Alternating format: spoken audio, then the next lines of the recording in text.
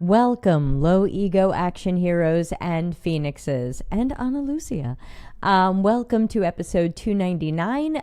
We are looking back at behavior triggers. We've talked about them before many years ago. I think I started talking about behavior triggers probably 8 years ago. I think they've been in one or two of my books, but admittedly, at the time, it was kind of hard to build behavior triggers.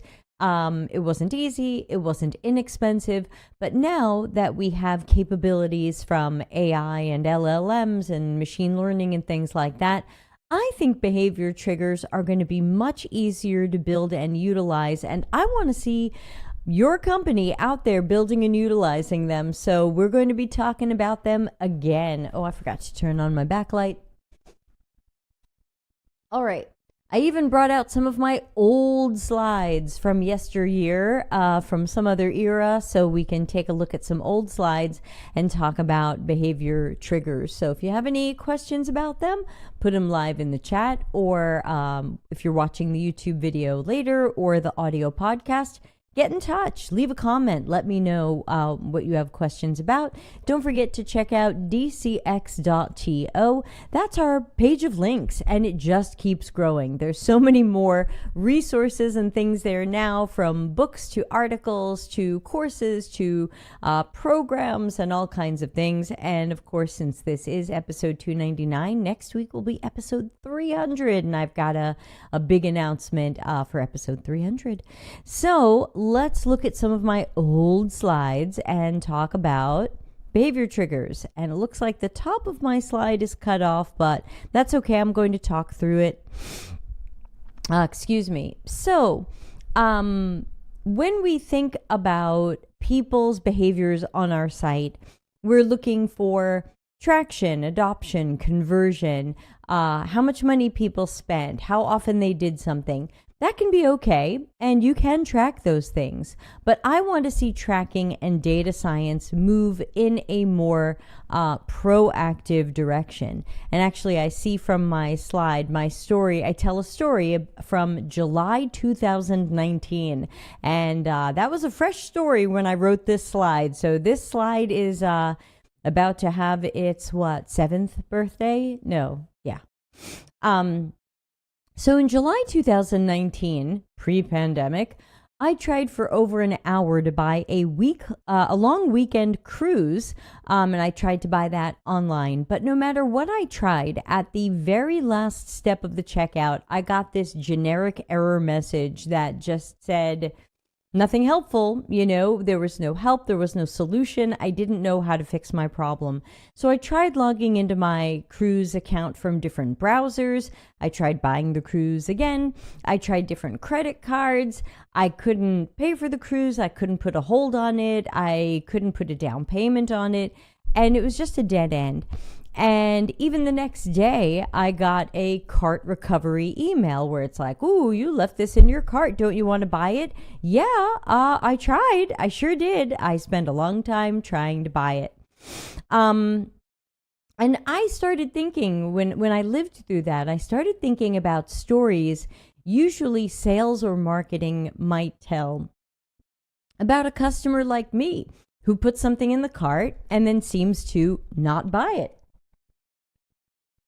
We might make up stories about that person. We say, oh, customers like Debbie, she really doesn't have enough money for a cruise.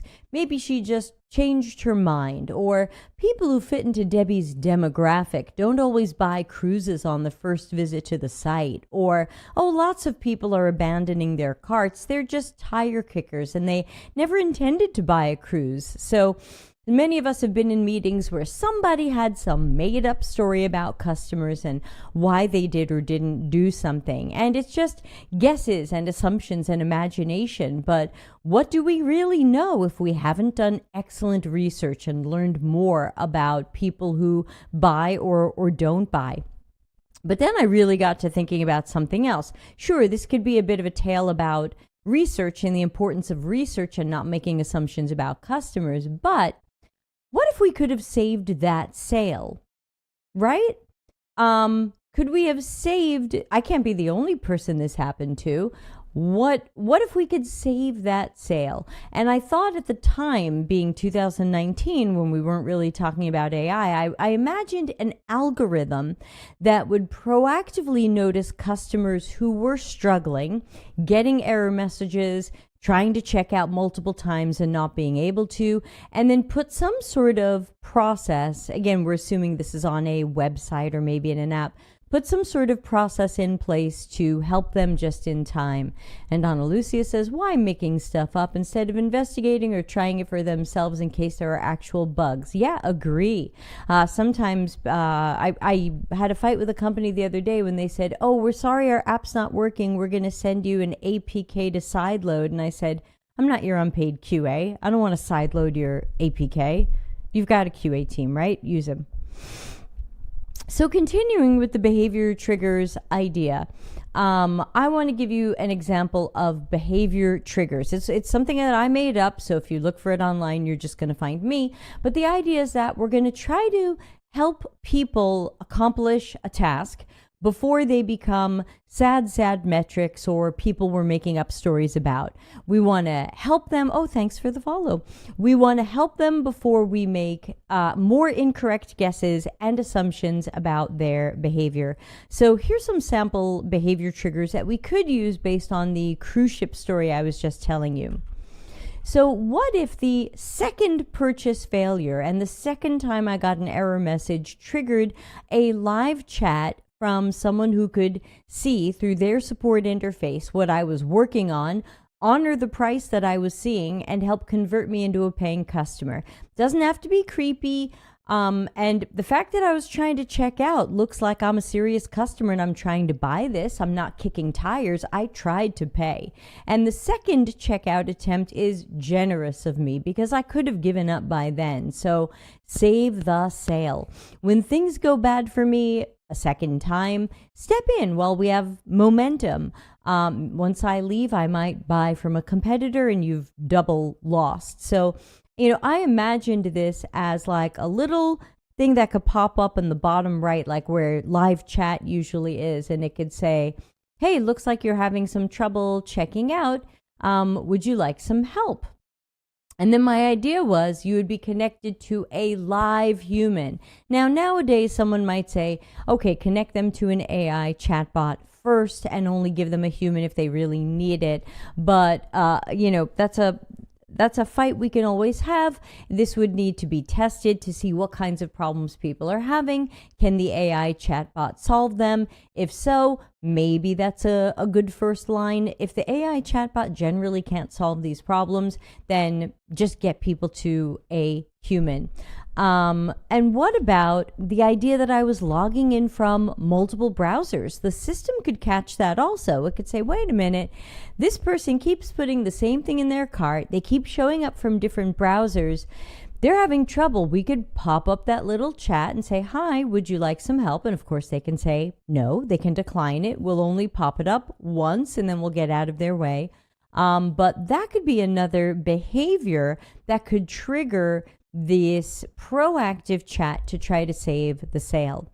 What about the system noticing that I attempted multiple channels?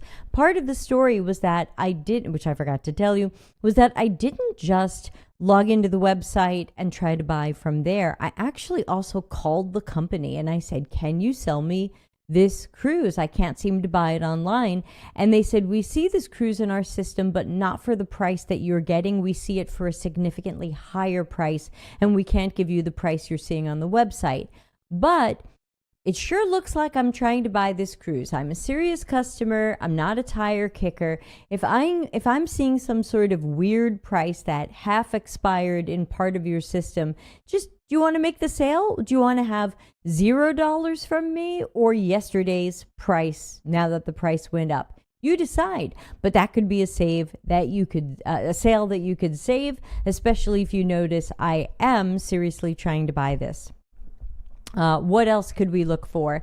So thinking outside of the cruise situation, what about a behavior trigger that maybe doesn't lead to a chat pop-up? Now imagine, separate from the cruise story, somebody logs into their account in your company's system and they say, I want a full data export. I want to download all of my data. Should that trigger some sort of action?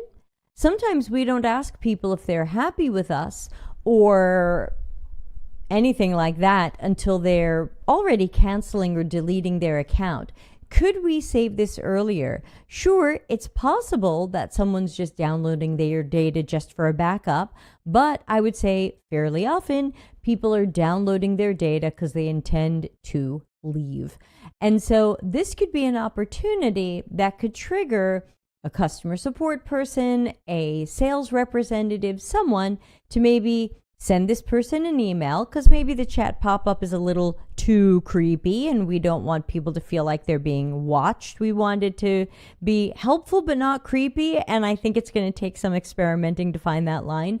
But it would be interesting to write an email to somebody and say, hey, we noticed you downloaded your data. We're curious if we can help with anything, or maybe you just happen to send them an NPS survey and you don't mention the data download. Hi, anything we can help you with? Here's our NPS survey. How can we help you? So that could be another example of a behavior trigger. Another one, again, outside of the cruise story, could be, what if somebody had auto renewal turned on for a subscription or something like that, and they log in, or they're in their account anyway, and they go and they turn off auto renewal. That is a bit of a sign that they might not want to stay. And sometimes we don't communicate with that person until the renew date has passed and they didn't renew, and now they're gone, and we're sending them, oh, how could we have improved emails? Too late, too late, sometimes months too late. So that could be an opportunity to send an NPS survey and get some feedback, or send a salesperson, have a salesperson contact someone and reach out. Just find a healthy way to reach out. And I'll give you another example of this. I actually saw this in action a few months ago when I had tried Claude for PowerPoint, and it was a disaster. I gave it 1 or 2 chances and it was terrible, and I didn't uninstall it, but I stopped using it. And I think they had some sort of behavior trigger of their own type set up, because about, I guess, a month or 2 later, I got a survey saying, we'd like to know why you stopped using Claude for PowerPoint. So they obviously knew I had used it, and then obviously knew I had not used it. And that's a great time to get feedback. Maybe you're not necessarily saving a sale. Maybe you're just learning what went wrong for somebody, but it's your opportunity to be more proactive. And now that we have AI and LLMs and other tools that can be watching for these behaviors and watching for these triggers, I think these are probably much less expensive and easier to build and operate than when I first came up with this in mid-2019. A couple more slides. So again, someone might say, Deb, you're asking us to build a whole thing just to see if we could save a cruise or save a subscription. I don't know if that's worth it. Oh, maybe these people are just edge cases. And I say, do the math. Let's take the cruise example. Let's imagine that let's imagine 5 people per day. That's a very small number, and I'm one of them. Let's imagine 5 people per day had the problem that I had that day buying the cruise, getting that error message.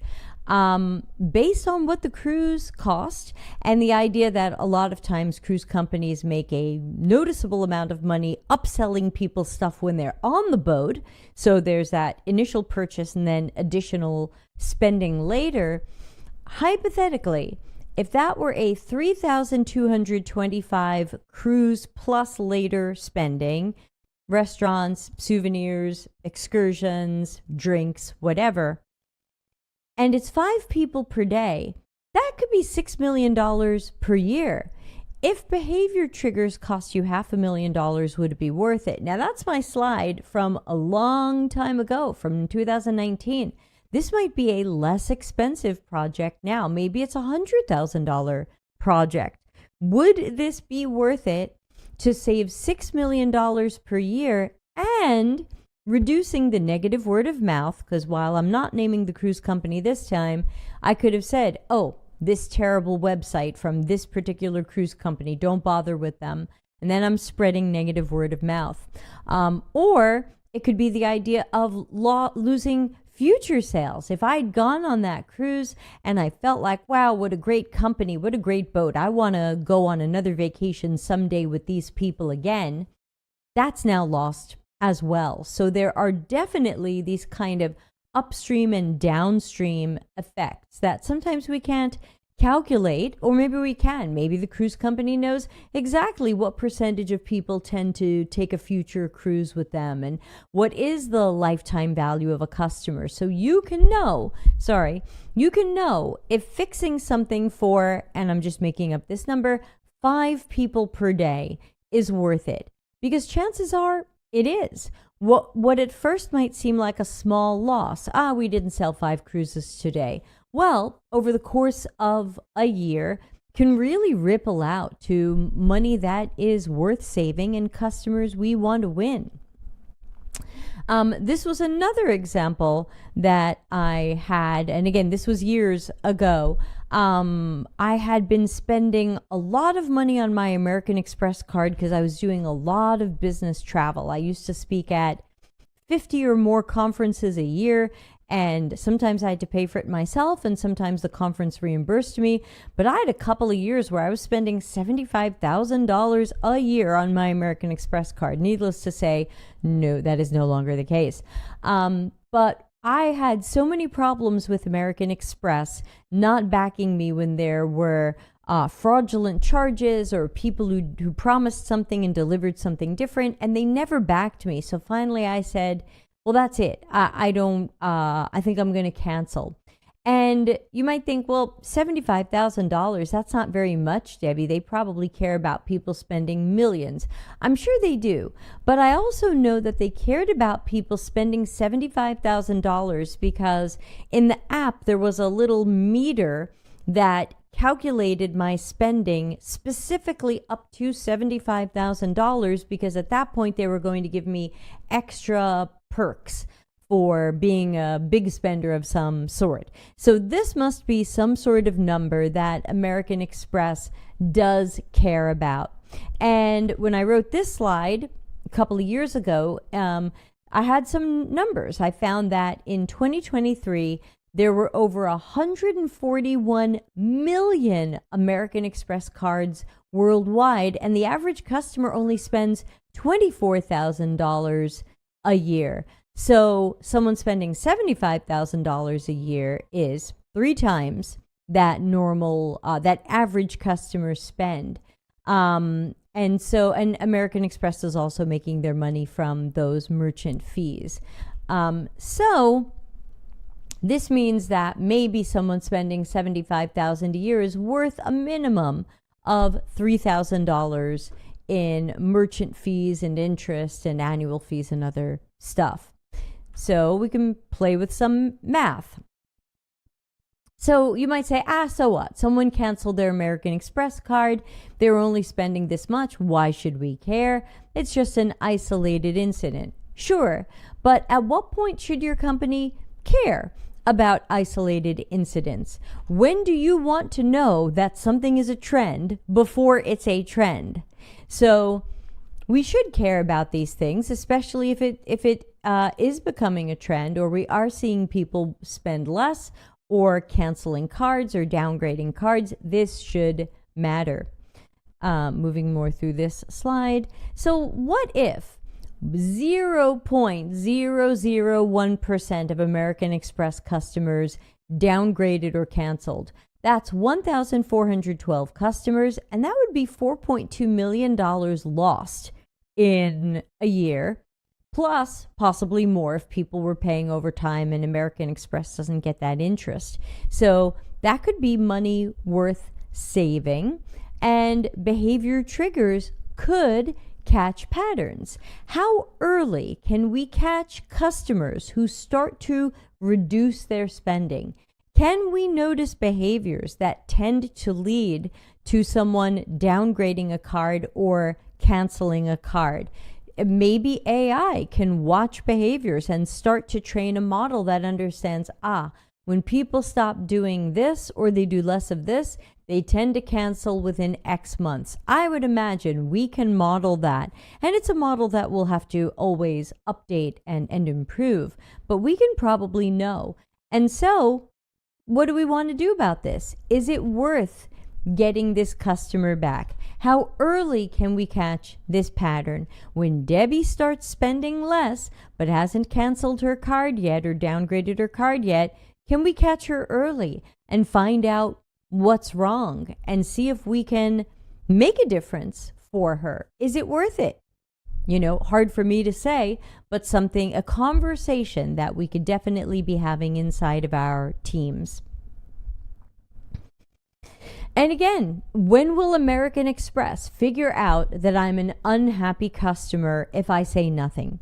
And once you've lost me, you might not be able to get me back. What would they have to offer me to get me to keep spending that much? Well, for me, nothing. Too late. My problem was around their service, and now I don't trust them. So I'm spending now $500 a year on American Express, and I moved all of my spending to another card. My change in spending started in July 2024. But then I didn't downgrade my card until January 2025. So that means they would have had at least 6 months of significantly reduced activity for that to trigger something in their system to say, whoa, this person has significantly changed their spending, reduced their spending. And what if they had reached out in a non-creepy way? They just happened to send me a survey. They just happened to send me an NPS, something like that. And just to learn more about what's going on for me and if I have feedback for them. And I probably would have told them, yeah, you haven't backed me on any of the charges I've fought in the last 2 years. I've lost almost $10,000 on charges you wouldn't protect me from, so I'm done. So looking at the slide, behavior triggers would have shown that my spending patterns started changing. Since they started changing in June, you probably would have noticed by July or August, wait a minute, this person usually spends $6,000 a month and they're spending $50. Something changed here. We should probably get to the bottom of this. But once I decide to cancel, I've made up my mind. They tried to offer me ridiculous stuff to stay. It made no sense. They said, if you spend $3,000 in the next month with us, we'll give you. I said, I'm calling to cancel. I'm not calling to spend more with you. What is this? It's almost like you're not listening to me at all. You don't even understand what my problem is, and you're just trying to get me to spend more. I don't want to spend more. I don't trust you. You're not going to back me if I have to fight a charge. I've learned that. Ana Lucia says, this would be kind of like data analytics and UX initiative, right? Yeah, I think this could definitely be a cross-functional adventure. This could be data analytics, whoever is working with your AI and LLMs and agents. It should be UX research, maybe UX design. They have good ideas. Product management. It could even be people from sales and marketing. It could be people from customer support. Everybody has a reason to want people to cancel and downgrade less. We want them to contact customer support less. We want them to cancel less. We want them to be unhappy less. All of the people, the roles that I just named have a horse in the race. They want to see happier customers spending more. They don't want to see unhappy customers talking about it on YouTube saying, I don't use my American Express card anymore because they didn't protect me. Their promise that I would be protected in case of crappy charges wasn't true. Going back to my slides. So, do we have any data that would hint at a problem? Oh, Ana Lucia says, I'm seeing this being implemented in a really dynamic way with data analytics, something to analyze behavior changes and help them do their work. Yeah, definitely. But again, I'd love to see it as a cross-functional initiative where, of course, we have data analytics, but we also have whoever at your company is behind AI and LLMs, could be data scientists or somebody else, engineers, product management, UX research, UX designers, and I would even imagine marketing and sales involved as well. So, can a behavior trigger correlate data? We don't know if a correlation indicates a cause, but we can notice a steep drop in my charges. We can notice that I have placed a number of disputes against charges and that I've been denied every time, and that this is now a lot of money. I've now fought about $10,000 of charges over 3 or 4 or 5 charges, and you've given me no money back. You didn't accept a single one of them. They were all denied. That could trigger a pattern as well. Why are we denying this person's charges? Could those be the wrong decision? Are we not helping that person? Are they thinking of leaving us? So, every time I had a problem with my purchase and I was baited and switched, or I bought something I never got and I filed a dispute, American Express didn't give me my money back. And yet their promise is that they will. So that should be a problem. That should be something somebody cares about. I'm probably not alone. So it's a possible pattern, and we might not know the root causes here, but there is some sort of pattern going on where I'm not getting the experience that I need to get from American Express. So there you go. You've got a couple of examples there of behavior triggers. I hope everybody will start thinking about how they can use this on their team, at their company, for their startup. Can you create an AI, an LLM, machine learning algorithm? I don't care what you call it. Can you create something that is keeping an eye for certain triggers and behaviors, or data correlations, or behavioral changes that would show up in data, and find a non-creepy way to reach out to people? That's what I think. So that's behavior triggers. And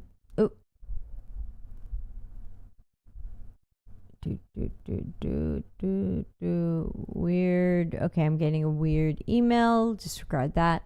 It's not from any of you.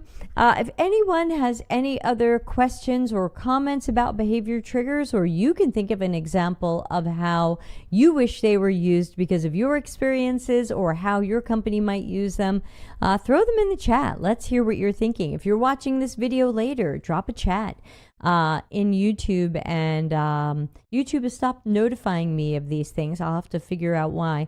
But when I know you've left a comment, I will definitely respond to it. So let's give people a couple of minutes to see if they have ideas or examples or questions while I take a drink.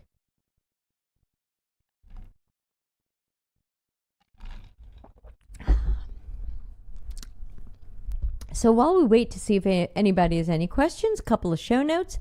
An hour from now, I will be streaming on my Vocal Coach Debbie channels on Twitch and YouTube. We're going to be talking tonight about the importance of performance when you are singing and you want to tell a story with your song. I'm going to be doing a series of these, analyzing how other singers approach their performance and storytelling. And tonight we'll be looking at a Peter Gabriel song called Intruder. So that'll be an hour from now. Tomorrow, of course, we will do Ask Me Anything at 7 p.m. Italy time, 1 p.m. Boston time. And we should have Dr. Nick with us, so that will be delightful. I just saw him in person. Next Tuesday, June 16th, 2026, I've got a big announcement to make, and that will be our Take Action Tuesday show. And of course, the usual streams continue. So I hope people will consider following me on the Vocal Coach Debbie channel, where I'll be talking about is it a good thing? Is what a good thing? I don't know what you're referring to. Is what a good thing? Yeah, anyway, don't forget to check dcx.to. I've got lots of new programs and oh yes, it's a good announcement. Yes.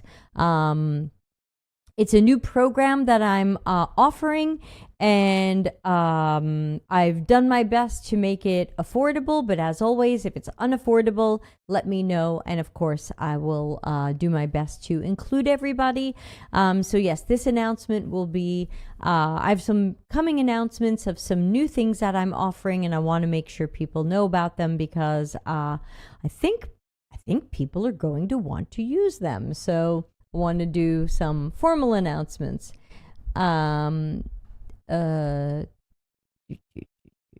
Okay, so I think that's mostly that. I'm not seeing any questions. I'm checking LinkedIn. Nope. Okay, so we will wrap up for today. I'll head over to my vocal booth and start setting up for the Vocal Coach Debbie stream. That will also be archived on YouTube on the Vocal Coach Debbie channel. So thanks again to everybody. Keep thinking about behavior triggers and how you can use them. And I will catch you all tomorrow for Ask Me Anything. See ya.